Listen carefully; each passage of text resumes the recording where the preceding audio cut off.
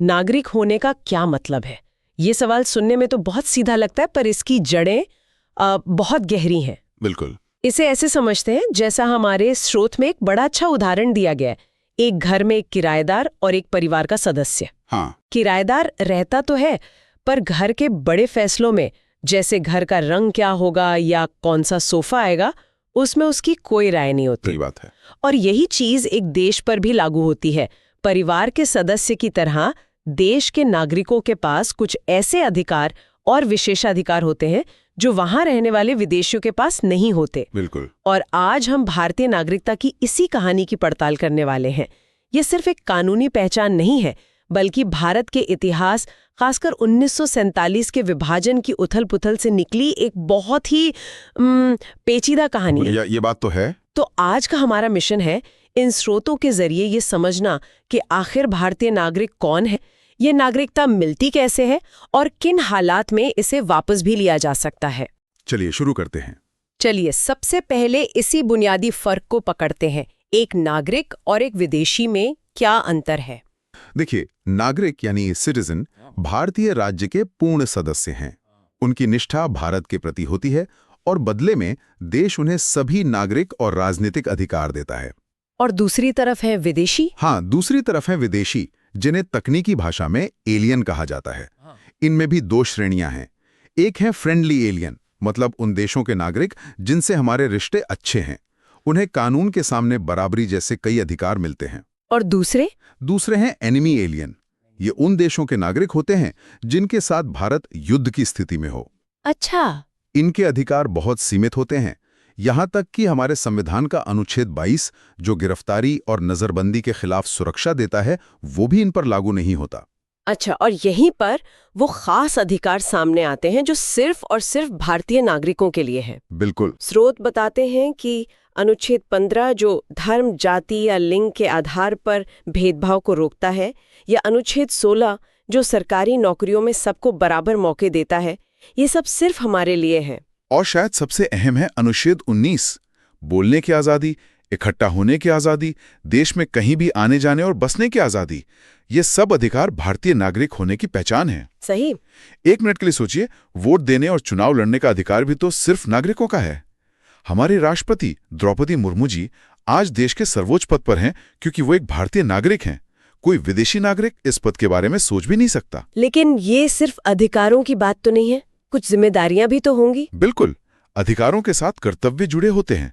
Tax देना, संविधान का पालन करना, राष्ट्रध्वज और राष्ट्रगान का सम्मान करना। जैसे क्रिकेट मैच के दौरान? हाँ, जैसे क्रिकेट मैच के दौरान जब राष्ट्रगान बजता है तो पूरा स्टेडियम सम्मान में खड़ा हो जाता है। ये नागरिक होने का एक भावनात्मक और प्रतीकात्मक पहलू है।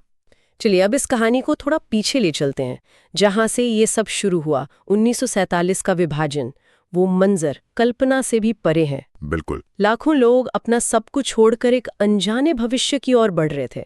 पाकिस्तान से लोग भारत आ रहे थे, भारत से पाकिस्तान जा रहे थे। शुरू में भाग मिल्खा भाग जैसी फिल्मों का जिक्र भी है, जो उस दौर की एक झलक दिखाती हैं। शरणार्थी शिविर, बिछड़े हुए परिवार, एक पूरी तरह से अनिश्चित माहौल। उस समय सबसे बड़ी चुनौती थी इस अफरा तफरी को संभालना। बिल्कुल। इसी के जवाब में 19 जुलाई 1948 को एक परमिट सिस्टम लाया गया। आप इसे उस जमाने का पासपोर्ट वीजा कह सकते हैं। अच्छा, एक तरह का परमिट। हाँ, सीमा पार करने के लिए एक परमिट की जरूरत होती थी ताकि सरकार को पता रहे कि कौन आ रहा है, कौन जा रहा है। तो इसी उथल-पुथल के बीच हमारे संविधान निर्माताओं ने नागरिकता के नियम बनाए होंगे।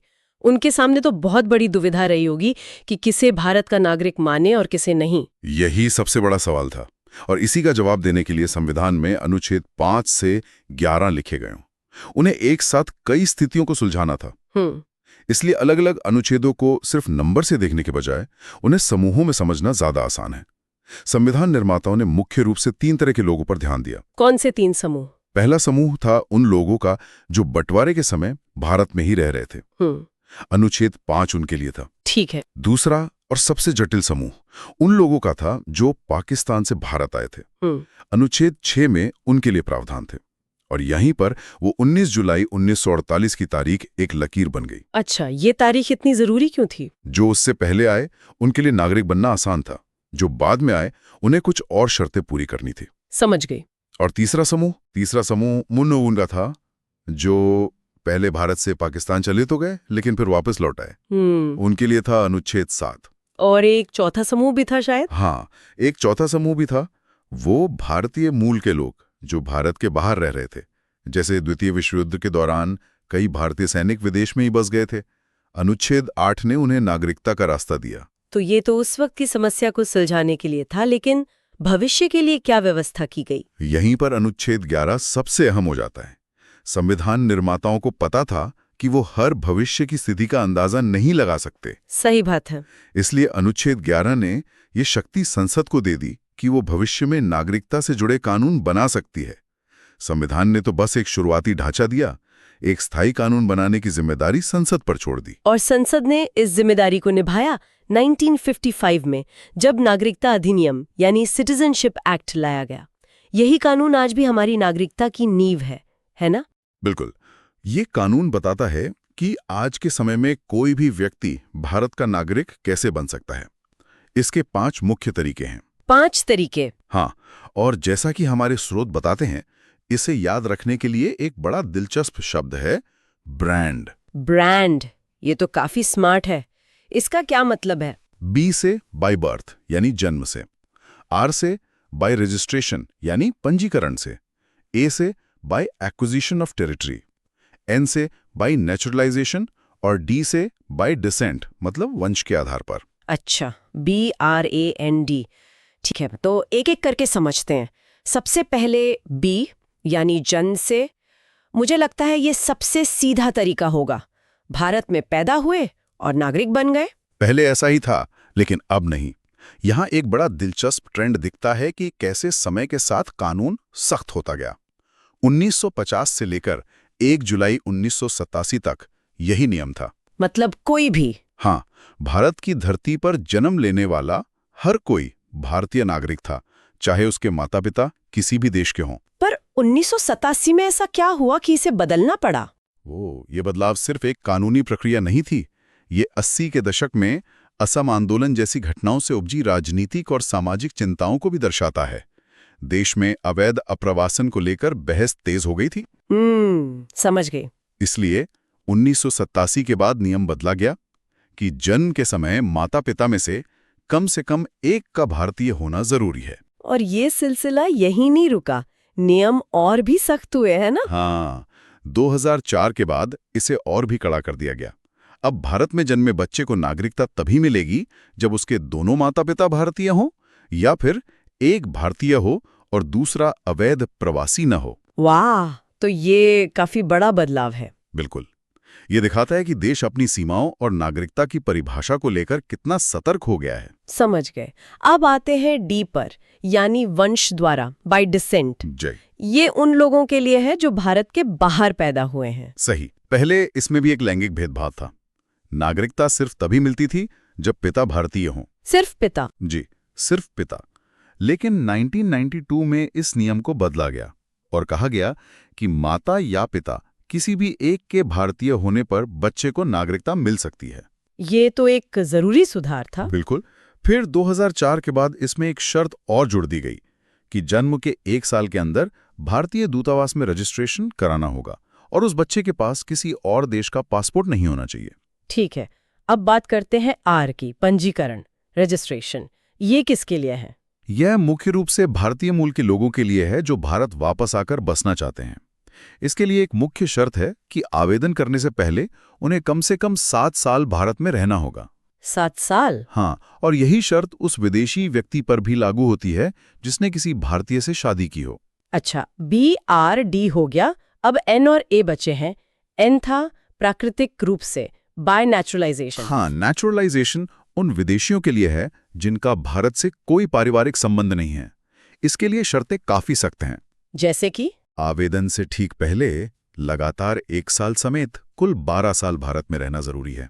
साथ ही अच्छा चरित्र और संविधान की 8वीं अनुसूची में दी गई किसी एक भारतीय भाषा का ज्ञान भी होना चाहिए।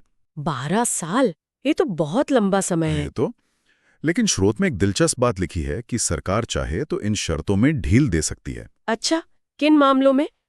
अगर कोई व्यक्ति विज्ञान, दर्शन, कला, साहित्य या विश्व शांति के क्षेत्र में विशेष योगदान देता है तो सरकार इन शर्तों को माफ कर सकती है। गायक अदनान सामी का मामला इसका एक प्रसिद्ध उदाहरण है। हाँ, अदनान सामी वाला मामला वाकई दिलचस्प है। ये दिखाता है कि कानून सख्त होने के बावजूद सरकार के पास असाधारण मामलों में लचीलापन दिखाने की ताकत है। बिल्कुल। और आखिरी तरीका किसी नए क्षेत्र का अधिग्रहण। ये सबसे सीधा है। अगर भारत किसी नए क्षेत्र को अपने में शामिल करता है तो सरकार एक आदेश जारी करके वहां के निवासियों को भारतीय नागरिक घोषित कर देती है। इसका कोई उदाहरण है? हाँ, जैसे 1962 में जब पांडिचेरी का भारत में विलय हुआ तो वहां के लोगों को भारतीय नागरिकता दे दी गई। तो ये नागरिकता हासिल करने के 5 रास्ते हैं जो अब ब्रांड की वजह से साफ हो गए हैं। पर क्या ये रास्ते वन वे हैं या इनसे वापस भी लौटा जा सकता है? मतलब क्या नागरिकता छीनी भी जा सकती है? हाँ बिल्कुल। नागरिकता अधिनियम में इसके भी 3 तरीके बताए गए हैं। पहला है स्वैच्छिक त्याग यानी रिनंसिएशन, अपनी मर्जी से छोड़ना। हाँ, कोई भी वयस्क भारतीय नागरिक जो दिमागी रूप से स्वस्थ हो अपनी नागरिकता छोड़ने की घोषणा कर सकता है। और दूसरा तरीका तो शायद अपने आप हो जाता है। सही पकड़ा। उसे कहते हैं समाप्ति यानी टर्मिनेशन। जिस पल कोई भारतीय नागरिक स्वेच्छा से किसी दूसरे देश की नागरिकता लेता है उसी पल उसकी भारतीय नागरिकता अपने आप समाप्त हो जाती है। क्योंकि हमारे यहाँ दोहरी नागरिकता नहीं है। बिल्कुल नहीं। हमारे यहाँ अमेरिका या स्विट्जरलैंड की तरह दोहरी नागरिकता का कोई प्रावधान नहीं है। हम सिर्फ भारत के नागरिक हैं, किसी राज्य के नहीं। ये एकल नागरिकता का सिद्धांत देश को एक सूत्र में बांधने के लिए बनाया गया था। और तीसरा तरीका क्या है? वो थोड़ा गंभीर लगता है। हाँ, तीसरा तरीका गंभीर है। इसे कहते हैं वंचित किया जाना, डेप्रिवेशन। इसमें केंद्र सरकार कुछ खास वजहों से किसी की नागरिकता छीन सकती है। जैसे अगर किसी ने धोखाधड़ी करके नागरिकता हासिल की हो, संविधान के प्रति अनादर दिखाया हो या फिर युद्ध के दौरान दुश्मन देश के साथ अवैध रूप से व्यापार किया हो।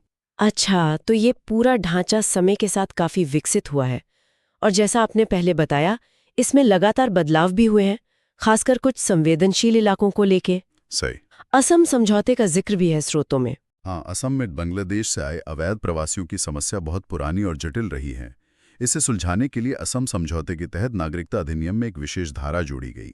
इसमें नागरिकता तय करने के लिए बाकी देश से अलग 1966 और 1971 को कट ऑफ तारीख बनाया गया। और इसी कड़ी में सबसे हालिया और शायद सबसे विवादित बदलाव रहा है नागरिकता संशोधन अधिनियम यानी CAA 2019। स्रोतों में इसके पक्ष और विपक्ष दोनों की बातें हैं। हम यहाँ बस उन्हीं बातों को सामने रखेंगे। बिल्कुल निष्पक्ष रूप से। ये कानून पाकिस्तान, बांग्लादेश और अफगानिस्तान से आए 6 धार्मिक समुदायों हिंदू, सिख, बौद्ध, जैन, पारसी और ईसाई के उन लोगों को नागरिकता देने का रास्ता आसान बनाता है। कौन लोग? वो लोग जो 31 दिसंबर 2014 से पहले भारत आ चुके थे। नेचुरलाइजेशन के लिए जो 12 साल की शर्त है उसे इन लोगों के लिए घटाकर 6 साल कर दिया गया। सरकार का तर्क क्या था इसके पीछे? स्रोत के अनुसार सरकार का तर्क ये था कि ये 6 समुदाय इन 3 इस्लामिक देशों में अल्पसंख्यक हैं और वहां उन्हें धार्मिक उत्पीड़न का सामना करना पड़ता है। इसलिए ये एक मानवीय कदम है जो उन्हें सम्मान से जीने का अधिकार देता है। वहीं स्रोत इसकी आलोचनाओं का भी जिक्र करते हैं। हाँ, आलोचना करने वालों के कई तर्क हैं। एक मुख्य आलोचना ये है कि इसमें मुस्लिम समुदाय को शामिल नहीं किया गया है, जिसे आलोचक संविधान के अनुच्छेद 14 यानी समानता के अधिकार का उल्लंघन मानते हैं। और भी कुछ? दूसरा सवाल ये उठाया गया कि म्यांमार के रोहिंग्या या श्रीलंका के तमिल जैसे अन्य पड़ोसी देशों के उत्पीड़ित अल्पसंख्यकों को इसमें क्यों नहीं शामिल किया गया। तो इन सारी बातों से एक तस्वीर तो साफ हो जाती है। भारतीय नागरिकता कोई पत्थर की लकीर नहीं है। ये एक जीती जागती बदलती हुई चीज है जो देश के ऐतिहासिक अनुभवों और सामाजिक राजनीतिक जरूरतों के हिसाब से ढलती रही है। और जैसा हमने जन्म से नागरिकता के नियमों में देखा, इसका एक स्पष्ट ट्रेंड रहा है। समय के साथ ये लगातार सख्त होती गई है। बिल्कुल। जहां पहले भारत में जन्म लेना ही काफी था, वहीं आज माता पिता दोनों की नागरिकता और उनकी कानूनी स्थिति तक देखी जाती है। तो आज के इस पूरी चर्चा को समेटते हुए एक बहुत बड़ा सवाल मेरे मन में आ रहा है, जिस पर हमारे श्रोताओं को भी सोचना चाहिए। स्रोत हमें दिखाते हैं कि कैसे नागरिकता कानून खासकर अवैध अप्रवासन को लेकर सख्त हुए हैं। तो सवाल ये उठता है कि एक राष्ट्र अपनी सीमाओं की सुरक्षा और अपनी जनसांख्यिकीय पहचान को बनाए रखने की जरूरत को दूसरी तरफ उत्पीड़ित और सताए हुए लोगों को शरण देने की मानवीय जिम्मेदारी के साथ कैसे संतुलित करता है? ये संतुलन कहाँ और कैसे पाया जाना चाहिए?